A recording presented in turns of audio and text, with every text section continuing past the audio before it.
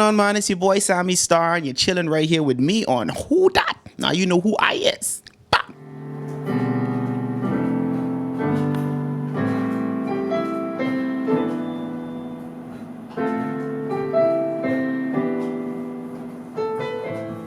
So welcome back to WHODAT. It's your host Timmy, and here with Sammi Starr. So Sammi, I like to ask people where their name come from, and we know Sammy's your first name, but where you get the star from? Well, the star actually came from me being a producer, and then I have a lot of friends. Well, not a lot of friends, but I have a lot of colleagues, music colleagues, and then back in the day when we first started, late 90s or whatever, they used to call me Starboy as a producer because I was like this little short tiny dude at a high school making tracks, and everyone used to just call me like a Starboy. And so the next thing I know, they were like, well, you trying to find a name as an artist, because I wasn't an artist as yet. And so they were like, why don't you just put the Star, it starts with S, with your regular name, Sammi Starr, and it it had a ring to it. And I tried it a couple of times, the ladies liked it, so it just stuck. So take us back to that moment when you first say, this is my, I'm gonna start with writing, start with singing, I'm gonna start with producing. Well, actually, I came from Andros, North Andros. I was the head boy in high school, real island church boy. Moved to New Providence to go to COB, study law, right? Enrolled in the program. But I was just home studying, watching TV and BET and all that kind of stuff. That's when we first got cable, because at that time in Andros we didn't have cable yet. So when I came to Nassau, we got cable. So I'm watching cable and I'm watching BET and I'm listening to the R&B songs in particular, because I love R&B. Keyboard play and everything. And I was like, man, I need somewhere to go and really do my thing, And so I just started opening the phone book, looking for studios, and I would just literally pick up the phone and call studios that I found in the phone book, until I found this one studio, Milky Way. It was owned by Greg White at the time, Angelique Sabrina's dad. Milky Way Studios, and my good friends now, Angelo Martin and Sam Gray, they were the operators of the studio. They were like the producers and engineer in the studio for Greg, and they told me to come through. And I met Greg, I met Angelo, I met Sam, and that's where it all started. They started showing me how to use the software, the sequencing software in the studio and stuff like that. And then I think it was Digital Performer way back when, and then from there it just started to learn more and more about things, and it progressed. No, but Bahamians, you like to sing in church first, so were you a choir boy? Oh, of course. My mother was the choir director. My dad was the youth pastor. Typical. I was the drummer. I started as the drummer for the church choir from I was 4 years old, and then when I became 12 or so, my uncle had moved to New Providence. I was still in Andros, so I just figured out that I could play the keyboard, and so I became the keyboard player, and my cousin became the drummer, and I started singing with the choir. The regular church boy thing. So you went from Starboy, Sammi Starr. So what made you want to take the leap from, okay, I just want to produce the songs, and I want to write it, I want to sing it, I want to perform it? I always knew that I was a singer. Always knew that I could sing. Ever since I was a little boy, I knew I was a singer. My whole family, we play instruments and we sing and stuff. That's just what we do, So I always knew I could sing, but I never really took the craft seriously until I got into producing when I came to Nassau and saw, on cable that this was like a career, with singers and dancers and producers and making millions of dollars and all that. That's when I started to take it seriously, and when I started seeing solo acts and stuff, Genuine was the first one I really started paying attention to. When I saw that it was a lucrative career, and ladies, girls love guys that could sing, I was like, bruh, I gotta try this, So looking back now, knowing that still some artists trying to get ready, but you're one of the first, what that means you to know that you were one of the pioneers, I should say. Well, when I thought about it, I had that conversation with some of my good buddies a couple of months back that, not just me, a couple others, me and Mdeez. we both came up together in that same studio I was telling you about. Everybody eventually moved to Carmichael Road and we all started the Funk Epidemic squad. That was a crew of producers and singers and dancers and rappers and, chatters and the whole nine artists. Alan Wallace, Pacino Wallace, he was in the Funk Epidemic squad. We had a whole crew, right? So all of us came up together. We were teenagers then, so we sat back and we talked about it. Like, we were like the first like artists and stuff like that in the country, in the Bahamas, to like have mainstream music played on the radio, like full time, so we just sat back and we thought about it, and we was like, boy, wow, it's cool. I mean, we ain't got no money, but it's still cool. It's still cool to know that you pioneered, something along those lines. Everything was in terms of being Bahamian music, either like Rake and Scrape or Junkanoo or Gombe or but we came like with the R&B, with the reggae, and kind of just changed the whole, and hip hop, and changed the whole thing. So how did you get from the studio to the radio? Because I'm pretty sure that was a type of effort. Bruh, I'll keep it real, and I don't think it's that much different today. Back then, we were hustling. We would record our songs in the studio. Me, Mdeez, everybody else that I know that worked with us back then, and we would just go to these radio stations and we would just hound the DJs and be like, these are our songs or whatever, man. Listen to these. We know these sound good. Listen to these, please, and possibly play them, And we just did that and did that and did that. And I gotta send a shout out to like the first ones. We had a lot of help, but the first ones, like JJ from 100 Jams, before she actually left, went to Canada and come back.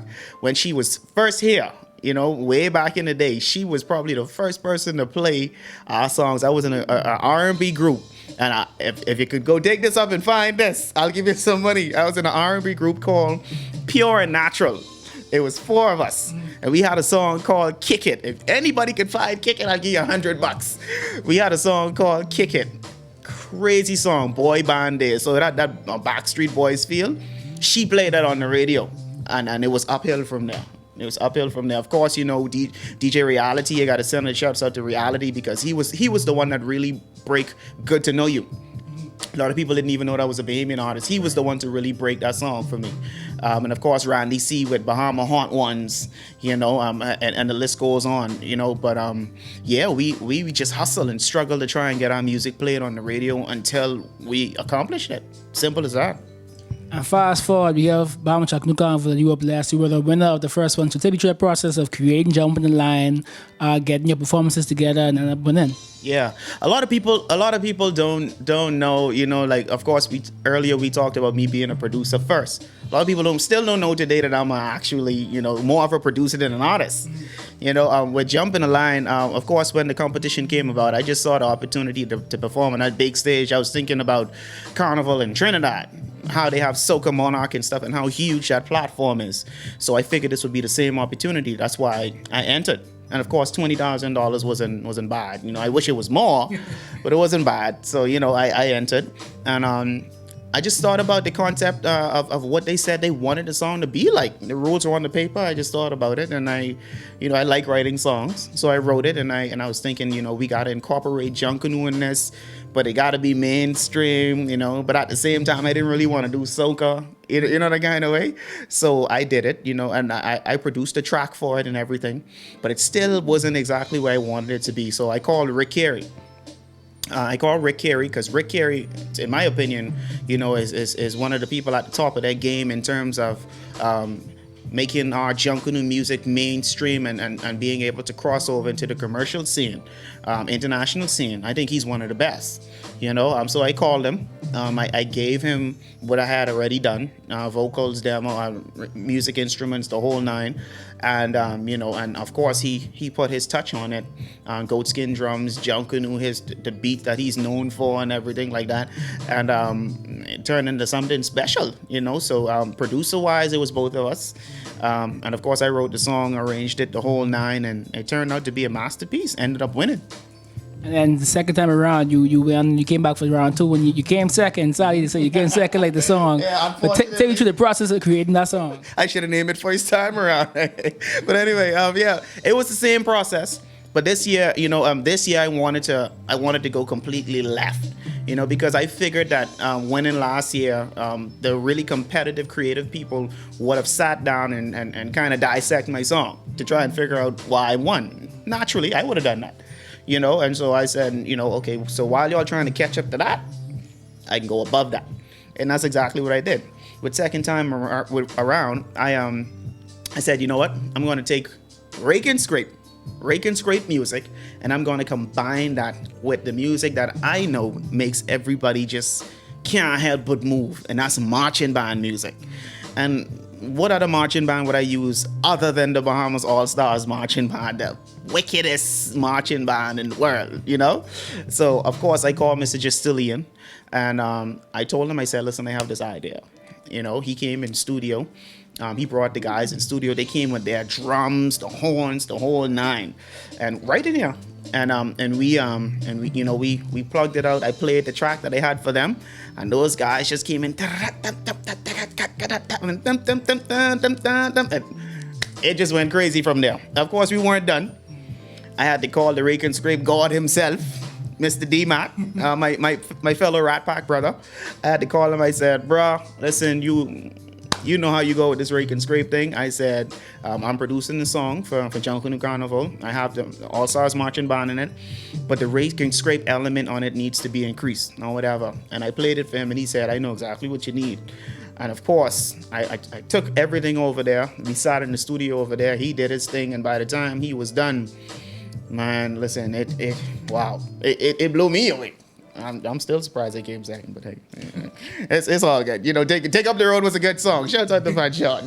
Take Up the Road was a good song, but you know, yeah, man. So that was the story behind second time around. It's a whole process. We're gonna push it. You know, I got to send a shout out to the Elevation Awards. Elevation Awards is a new awards show that just came about. I think it's gonna be huge for the country. It's the first of its kind. You know, we got like a gospel version, Marlin Awards. This would be like kind of like the mainstream version of that, or like our own Bahamian Grammys or something.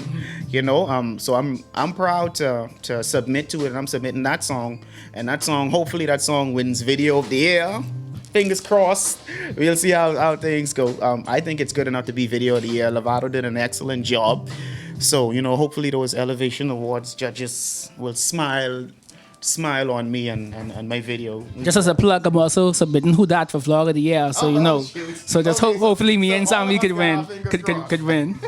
And you mentioned the Rat Pack, and I know the Rat Pack, but I want to tell you, because I've interviewed everyone else in the Rat Pack but you. So let's talk about the Rat Pack and how it formed. Okay, well, the Bahamas Rat Pack is a group of 4 brothers. We represent pretty much all the main genres of music that are known here: rap, reggae, R&B, and of course the indigenous Bahamian music, which would be, say, Rake and Scrape, Junkanoo, Gombe. Rake and Scrape, Junkanoo, Gombe being represented by DMAC.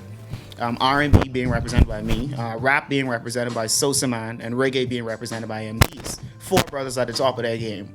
We came together really because of this ongoing unwritten argument that's kind of festering, you know, in the atmosphere about Bahamian music. And we just wanted to show that no matter what level of Bahamian music you represent or what style, that you would be able to come together and work together. So that was the main reason we came together. And we just gelled so well. You know, we just made a group and stayed together. You know, we love one another as brothers, and we respect one another's talents, and the group is still together. We formed in late 2012, and we're still together now. So, yeah. You signed a pretty piece of paper recently, so let's talk us a bit about that. Well, so don't hide it now. I posted it, and everybody else posted it. I signed to Sony Records, Sony Music Group. The specific arm of Sony that I signed to is Sony Latin. Sony Latin, I believe. Still Sony, of course. The deal came directly out of course, the relationship that the government made with Sony as a result of the formation of Junkanoo Carnival. Everybody should know that. If you don't, now you do. Of course, me winning Bahamas Junkanoo Carnival, the inaugural one, they were trying to figure out how, they were going to make this thing work. And then, of course, Sony originally agreed to do a promotional deal thing, whereas they would just promote the winning song through all of their machinery. And then the process, but they didn't really have something concrete to present because it was just, in the talking stages.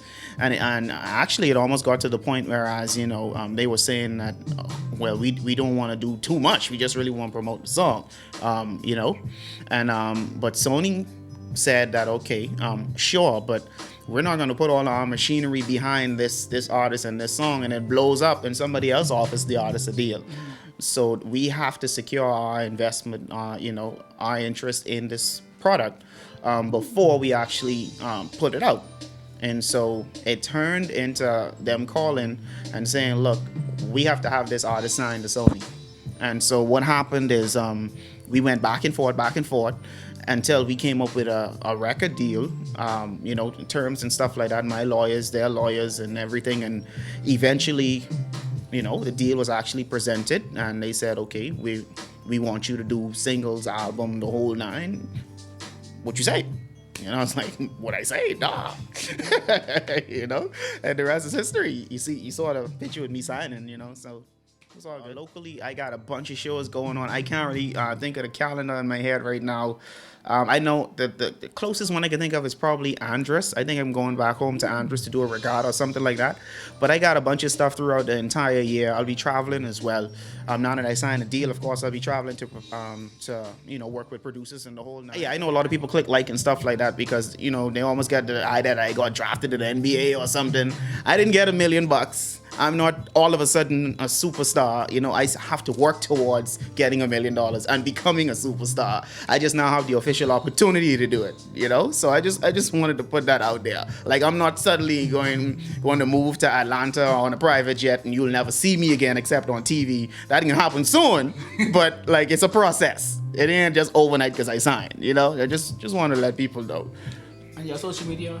Social media, on Facebook, just type in Sammi Starr, SAMMI STARR, and all my Facebook pages will pop up. On Twitter, it's at Sammy Poitier, my government name, SAMMIE POITIER. On Instagram, it's The Real Sammi Starr. That's the Facebook spelling. The Real, regular, and then SAMMI STARR. On SoundCloud, it's the same thing. The Real Sammi Starr. All my songs are there. Songs I like, So go there and check it out. You find me everywhere, man. Did I leave anything out? Anything? No. Yeah. And that's all. Google Sammi Starr. You can find a bunch of stuff. I just want to thank everybody for the support, man. And thank you all for finally putting me on this show. I watch it all the time, and now I'm actually on it. How about that? And this has been WHODAT. I wanna be more than just your friend. This love, it will never end. I wanna be more than just your friend. This is true love till the end. I wanna be more than just your friend. This love, it will never end. I wanna be more than just your friend. Yeah.